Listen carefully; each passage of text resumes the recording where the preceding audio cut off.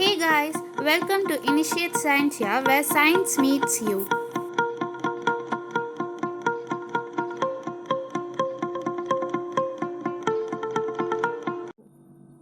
Chapter 2 Microorganisms, Friend and Foe.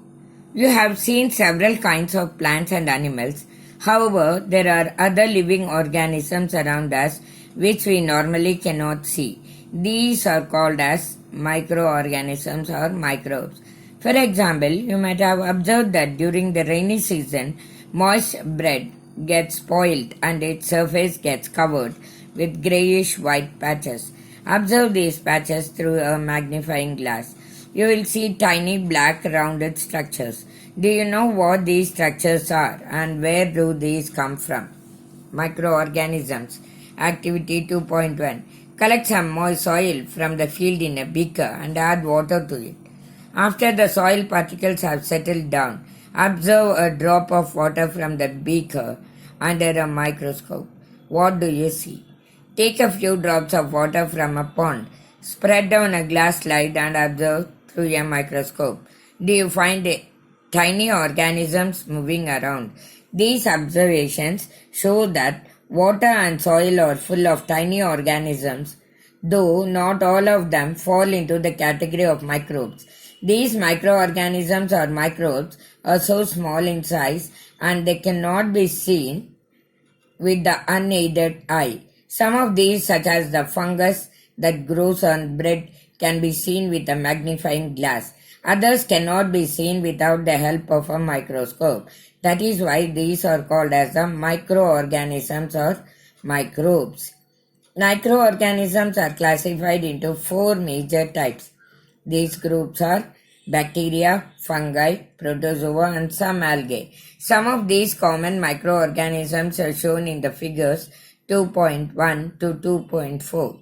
Viruses are also microscopic but are different from other microorganisms. They, however, reproduce only inside the cells of the host organism, which may be a bacterium, plant, or animal. Some of the viruses are shown in figure 2.5. Common ailments like cold, influenza, or flu, and most coughs are caused by viruses. Serious diseases like polio and chickenpox are also caused by viruses. Diseases like dysentery and malaria are caused by protozoa or protozoans, whereas typhoid and tuberculosis or TB are bacterial diseases. You have learned about some of these microorganisms in classes 6 and 7.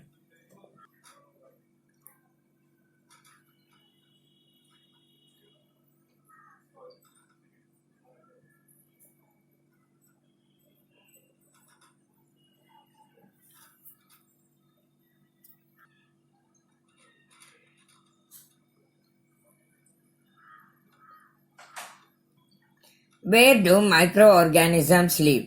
Microorganisms may be single cell like bacteria, some algae and protozoa are multicellular, such as many algae and fungi.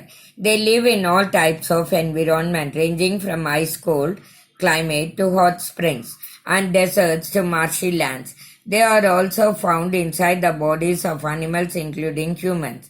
Some microorganisms grow on other organisms while others exist freely. Microorganisms and us. Microorganisms play an important role in our lives. Some of them are beneficial in many ways, whereas some others are harmful and cause diseases. Let us study about them in detail. Friendly microorganisms. Microorganisms are used for various purposes. They are used in the preparation of curd, bread, and cake. Microorganisms have been used for the production of alcohol since ages. They are also used in cleaning up of the environment. For example, the organic waste, vegetable peels, remains of animals, feces, etc. are broken down into harmless and usable substances by bacteria. Recall that bacteria are also used in the preparation of medicines. In agriculture, they are used to increase soil fertility. by fixing nitrogen. Making of curd and bread. You have learnt in class 7 that milk is turned into curd by bacteria. I saw that my mother added a little curd to warm milk to set curd for the next day. I wonder why. Curd contains several microorganisms. Of these, the bacterium Lactobacillus promotes the formation of curd. It multiplies in milk and converts it into curd. Bacteria are also involved in the making of cheese, pickles, and many other food items. An important ingredient of rava, suji, idlis, and baturas is curd. Can you guess why? Bacteria and yeast are also helpful for fermentation of rice idlis and dosa batter. Activity 2.3. Take half kg flour, atta and maida, add some sugar and mix with warm water. Add a small amount of yeast powder and knead to make a soft dough. What do you observe after 2 hours? Did you find the dough rising? Maida with yeast powder, a raised maida. Can you see this? Yeast reproduces rapidly and produces carbon dioxide during respiration.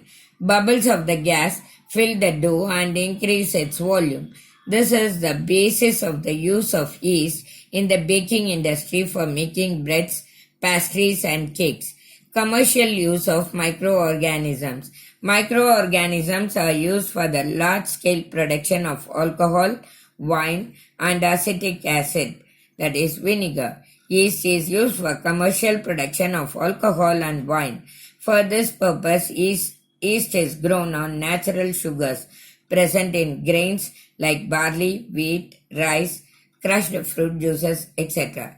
Activity 2.4. Take a 500 ml beaker filled up to 3/4 with water. Dissolve 2 to 3 teaspoons of sugar in it. Add half a spoon of yeast powder to the sugar solution.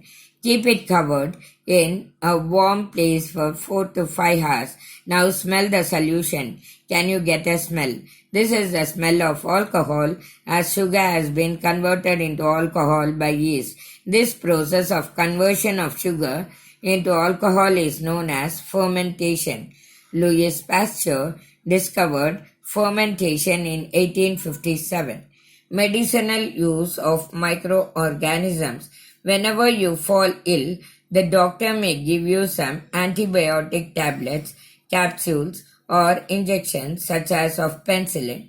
The source of these medicines is microorganisms. These medicines kill or stop the growth of the disease-causing microorganisms. Such medicines are called antibiotics. These days, a number of antibiotics are being produced from bacteria and fungi.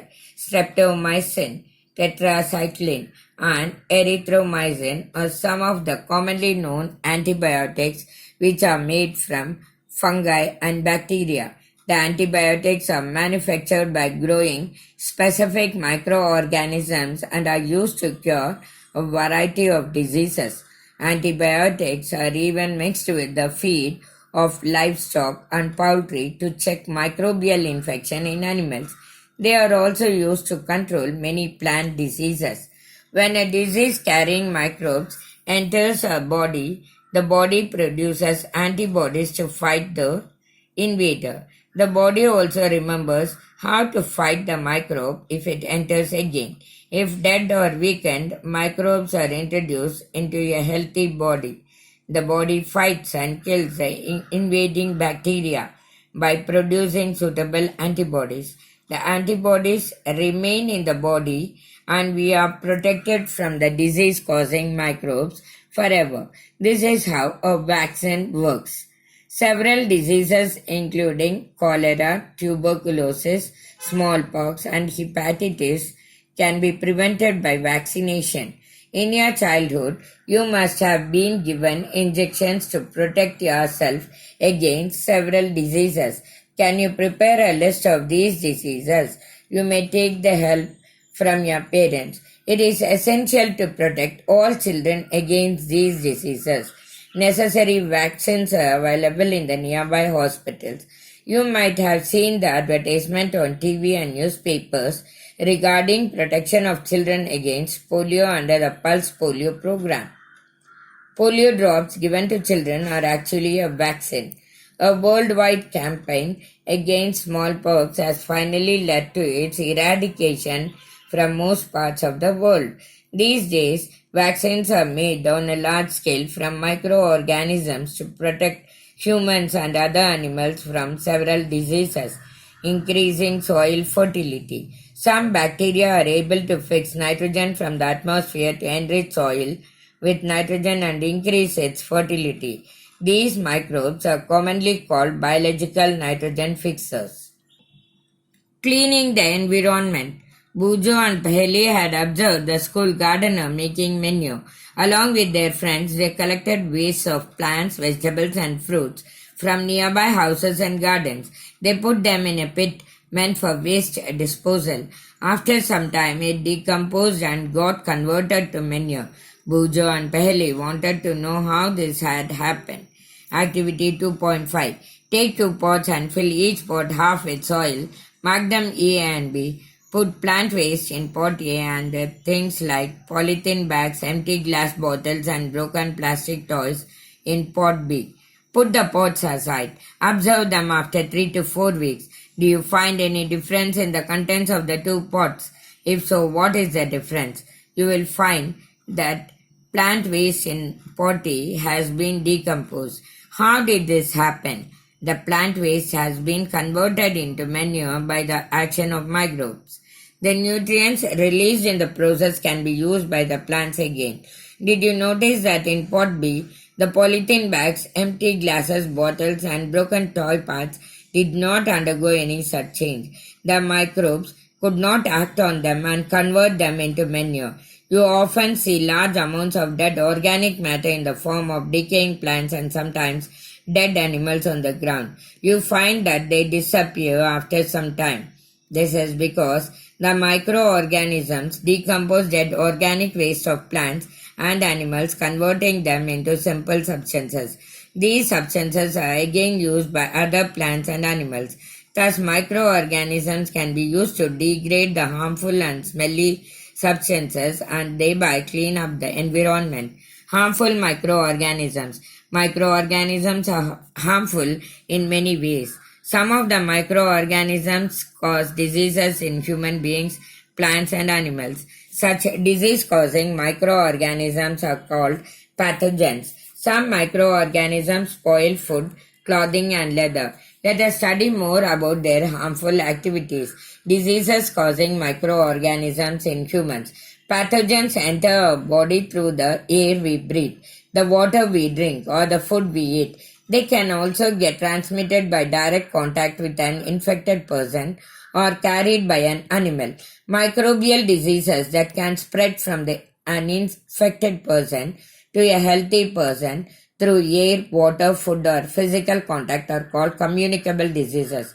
Examples of such diseases include cholera, common cold, chickenpox, and tuberculosis. When a person suffering from common cold sneezes, fine droplets of moisture carrying thousands of viruses are spread in the air. The virus may enter the body of a healthy person while breathing and cause infection. Then how do you prevent the spread of communicable diseases? We should keep a handkerchief on the nose and mouth while sneezing. It is better to keep a distance from infected persons.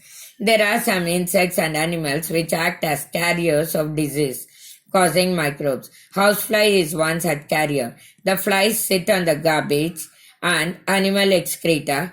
Pathogens stick to their bodies. When these flies sit on uncovered food, they may transfer the pathogens. Whoever eats the contaminated food is likely to get sick. So it is advisable to always keep food covered. Avoid consuming uncovered items of food.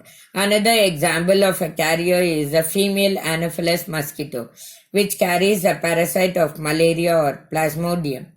Female Aedes mosquito acts as a carrier of dengue virus. How can we control the spread of malaria or dengue? Why does the teacher keep telling us not to let water collect anywhere in the neighborhood? All mosquitoes breed in water, hence one should not let water collect anywhere, in coolers, tires, flower pot, etc. By keeping the surroundings clean and dry, we can prevent mosquitoes from breeding. Try to make a list of measures which help to avoid the spread of malaria. Table 2.1. Some common human diseases caused by microorganisms. Tuberculosis, bacteria, air. Measles, virus, mode of transmission, air. Chickenpox, virus, air or contact. Polio, virus, air or contact. Keep the patient in complete isolation. Keep the personal belongings of the patient away from those of the others. Vaccination to be given at suitable age. Cholera, bacteria, water or food. Typhoid, bacteria, water. Maintain personal hygiene and good sanitary habits. Consume properly cooked food and boiled drinking water. Vaccination. Hepatitis, virus, water. Drink boiled drinking water. Vaccination. Malaria, protozoa, mosquito. Use mosquito net and repellents. Spray insecticides and control breeding of mosquitoes by not allowing water to collect in the surroundings. Some of the common diseases affecting humans, their mode of transmission and few general methods of prevention are shown in the table. Disease causing microorganisms in animals. Several microorganisms not only cause diseases in humans and plants but also in other animals. For example, anthrax is a dangerous human and cattle disease caused by a bacterium. Foot and mouth disease of cattle is caused by a virus. Disease causing microorganisms in plants. Several microorganisms cause disease in plants like wheat, rice, potato, sugarcane, orange, apple, and others. The diseases reduce the yield of crops. See table 2.2 for some such plant diseases. They can be controlled by the use of certain chemicals which kill the microbes. Plant diseases. Some common plant diseases caused by microorganisms. Plant diseases, microorganism and mode of transmission. Citrus canker, bacteria, air. Rust of wheat, fungi, air, seeds. Yellow vein, mosaic of bindi, okra, virus, insect. Food poisoning. Bujo was invited by his friend to a party and he ate a variety of foodstuffs. On reaching home, he started vomiting and had to be taken to a hospital. The doctor said that this condition could be due to food poisoning.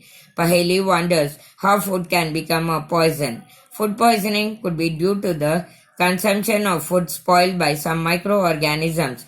Microorganisms that grow on our food sometimes produce toxic substances. These make the food poisonous, causing serious illness and even death.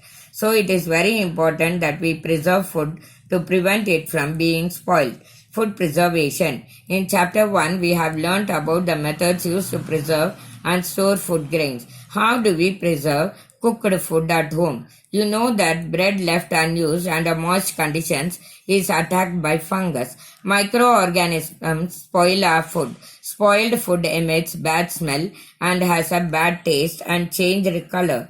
Is spoiling of food a chemical reaction? Paheli bought some mangoes, but she could not eat them for a few days. Later she found that they were spoiled and rotten, but she knows that the mango pickle her grandmother makes does not spoil for a long time. She is confused. Let us study the common methods of preserving food in our homes. We have to save it from the attack of microorganisms. Chemical method. Salts and edible oils are the common chemicals generally used to check the growth of microorganisms. Therefore, they are called preservatives. We add salt or acid preservatives to pickles to prevent the attack of microbes. Sodium benzoate and sodium metabisulfite are common preservatives. These are also used in jams and squashes to check their spoilage. Preservation by common salt. Common salt has been used to preserve meat and fish for ages. Meat and fish are covered with dry salt to check the growth of bacteria. Salting is also used to preserve amla, raw mangoes, tamarind, etc. Preservation by sugar. Jams, jellies, and squashes are preserved by sugar. Sugar reduces the moisture content, which inhibits the growth of bacteria which spoil food. Preservation by oil and vinegar. Use of oil and vinegar prevents spoilage of pickles because bacteria cannot live in such an environment. Vegetables, fruits, fish and meat are often preserved by this method. Heat and cold treatments. You must have observed that your mother boiling milk before it is stored or used. Boiling kills many microorganisms. Similarly, we keep our food in the refrigerator. Low temperature inhibits the growth of microbes. Why does the milk that comes in packets not spoil? My mother told me that the milk is pasteurized. What is pasteurization? Pastured milk can be consumed without boiling as it is free from harmful microbes.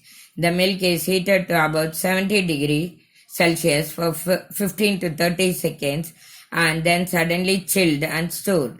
By doing so, it prevents the growth of microbes. This process was discovered by Louis Pasteur.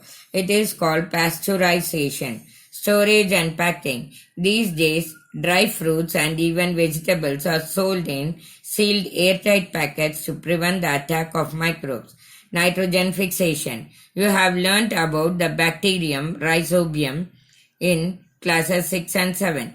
It is involved in the fixation of nitrogen in leguminous plants or pulses. Recall that rhizobium lives in the root nodules of leguminous plants such as beans and peas, with which it has a symbiotic relationship. Sometimes nitrogen gets fixed through the action of lightning, but you know that the amount of nitrogen in the atmosphere remains constant. You may wonder how. Let us understand this in the next section. Nitrogen cycle. Our atmosphere has 78% of nitrogen gas. Nitrogen is one of the essential constants of all living organisms as part of proteins, chlorophyll, nucleic acids, and vitamins. The atmospheric nitrogen cannot be taken directly by plants and animals. Certain bacteria and blue-green algae present in the soil fix nitrogen from the atmosphere and convert it into compounds of nitrogen. Once nitrogen is converted into these usable compounds, it can be utilized by plants from the soil through their root system. Nitrogen is then used for the synthesis of plant proteins and other compounds. Animals feeding on plants get these proteins and other nitrogen compounds. When plants and animals die, bacteria and fungi present in the soil convert the nitrogenous waste into nitrogenous compounds to be used by plants again. Certain other bacteria convert some part of them to nitrogen gas, which goes back into the atmosphere. As a result, the percentage of nitrogen in the atmosphere remains more or less constant. Nitrogen cycle. Now you can see compounds of nitrogen in the soil. From here it goes to bacteria, turn compounds of nitrogen into gaseous atmospheric nitrogen. From there, nitrogen fixing bacteria fix atmospheric nitrogen. Bacteria in turn fix nitrogen into nitrogenous compounds and back to compounds of nitrogen in the soil. Uptake by the plants, then animals eat the plants. Nitrogenous waste from excretion and death back to compounds of nitrogen in the soil. This is nitrogen cycle. Atmospheric nitrogen through lightning comes back to compounds of nitrogen in the soil.